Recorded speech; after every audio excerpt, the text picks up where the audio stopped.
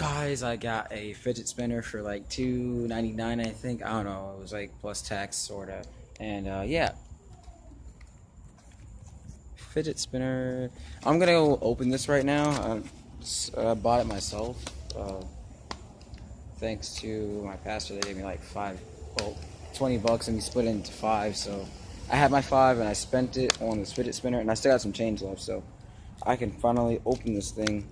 My very first fidget spinner. I mean, I've always wanted one, and now like the price has been cut down. So I'm trying to see if I can open. Oh, there we go. It's open.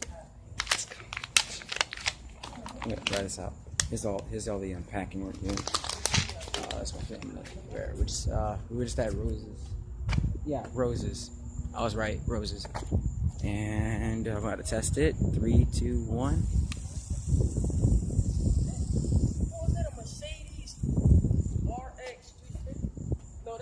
Mercedes RX 350. Yo, no, check this fidget spinner out though, like. Mercedes 450.